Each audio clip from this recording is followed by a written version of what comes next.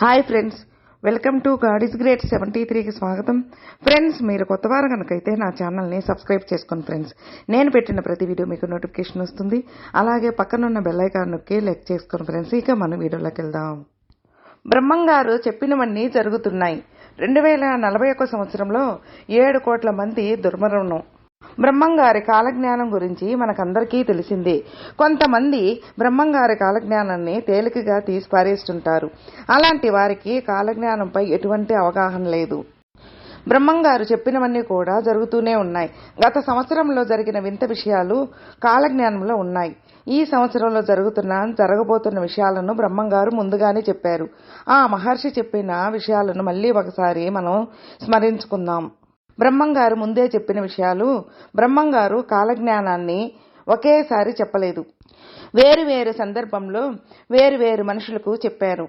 కాలజ్ఞానాన్ని ఒక తాళపత్రంలో రాసి దాన్ని ఒక దగ్గర పాతిపెట్టారు. పాతిపెట్టిన ఆ ప్రదేశంపై చింత చెట్టు కూడా పెరిగింది. ఒక అమ్మ 16 సంవత్సరాలు రాజ్యాన్ని పరిపాలిస్తుందని 500 ఏళ్ల క్రితమే చెప్పారు. తరువాత ఇందిరాగాంధీ భారతదేశానికి 16 సంవత్సరాలు ప్రధానిగా బాధ్యతలు చేపట్టారు. బ్రాహ్మణుల అగ్రహారాలు నశించిపోతాయని కూడా ఆయన చెప్పారు. ప్రస్తుతం బ్రాహ్మణులెవ్వరికీ అగ్రహారాలు ఇవ్వడం లేదు. అలాగే జనాభా కూడా విపరీతంగా పెరిగిపోతుందని ముందే చెప్పారు. విచిత్రమైన యంత్రాలు వస్తాయని బ్రహ్మంగారు చెప్పారు. కానీ చనిపోయిన మనిషిని బ్రతికించే యంత్రాన్ని, మనిషికి జన్మనిచ్చే యంత్రాన్ని కనుగొనలేదని చెప్పారు. ప్రకృతిని మార్చే ప్రయత్నం కూడా చేస్తారని ముందుగానే చెప్పారు. వావి వరుసలు లేకుండా మృగాల్లా ప్రవర్తిస్తారని బ్రహ్మంగారు ముందుగానే చెప్పారు. ప్రస్తుతం అదే జరుగుతోంది. రోజు వార్తాపత్రికల్లో ఎలా వావి వరుసలు మర్చిపోయి వ్యవహరిస్తున్నారో మనం అర్థం చేసుకోవచ్చు. విదేశీయులు భారతదేశాన్ని పరిపాలిస్తారని బ్రహ్మంగారు చెప్పారు. ఆయన అన్నట్టుగానే బ్రిటిష్ వారు భారతదేశాన్ని పరిపాలించారు. ఇరు ప్రాంతాల మధ్య యుద్ధం దేశాల మధ్య యుద్ధానికి దారితీస్తుందని అన్నాడు. 2023 సంవత్సరంలో ఉక్రెయిన్, రష్యా మధ్య జరిగిన యుద్ధం తర్వాత 7 దేశాలు ఈ యుద్ధంలో పాల్గొన్నాయి. చాలా దేశాలపై ఈ ప్రభావం పడింది. 2 ప్రయాణ చక్రాలు ఢీకొని పెను ప్రమాదాన్ని సృష్టిస్తుందని ముందే చెప్పారు. 2023 సంవత్సరంలో ఒడిశా బాలాసోర్ ట్రైన్ ప్రమాదం జరిగిన విషయం మనకు తెలిసిందే. దీన్ని కూడా ఆయన ముందుగానే అంచనా వేశారు. భారీ వర్షాల వల్ల ప్రకృతి వైపరీత్యం చోటు చేసుకుంటుందని చెప్పారు. 2023 సంవత్సరం ప్రారంభంలో ఇలాంటి ఘటనే చోటు చేసుకుంది. ఉత్తర భారతదేశంలో హిమాచల్ ప్రదేశ్, పంజాబ్, చండీగఢ్, హర్యానా, రాజస్థాన్ రాష్ట్రాలు తుఫాను కారణంగా భారీగా దెబ్బతిన్నాయి.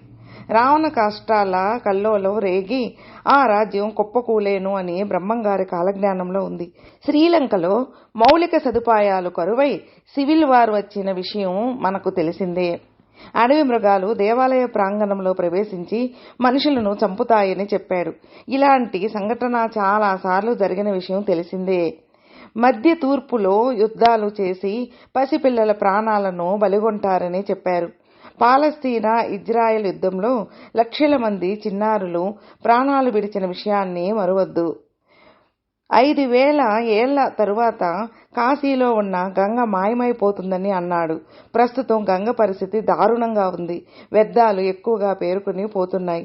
పాపులు పెరిగి పుణ్యాత్ములు తగ్గుతారని ముందే చెప్పాడు. ఉత్తర దేశంలో ఓ కోమటి మహాత్ముడై నిలుస్తాడు.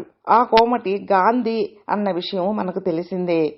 భవిష్యత్తులో జరగబోయే విషయాలను బ్రహ్మంగారు ముందుగానే చెప్పారు. ప్రపంచవ్యాప్తంగా 2 మతాల మధ్య భీకరమైన యుద్ధం జరుగుతుందని చెప్పారు. 2037 సంవత్సరం నుంచి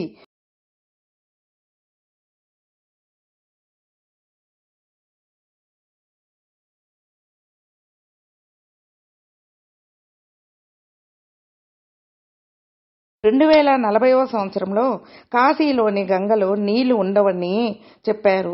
2041 సంవత్సరం ఫిబ్రవరి 16వ తారీఖున ఒకేసారి 7 కోట్ల మంది చనిపోతారని చెప్పారు. ఫ్రెండ్స్, విన్నారుగా. ఫ్రెండ్స్, మీకు ఈ వీడియో నచ్చితే లైక్ చేయండి, మీ ఫ్రెండ్స్ షేర్ చేయండి. సబ్స్క్రైబ్ చేసుకున్నట్లయితే ప్లీజ్ సబ్స్క్రైబ్ చేసుకోండి. నేను పెట్టిన ప్రతి వీడియో మీకు నోటిఫికేషన్ వస్తుంది. అలాగే మీ అభిప్రాయాన్ని కామెంట్లో మెసేజ్ చేయండి. ఓం నమః శివాయ నమః.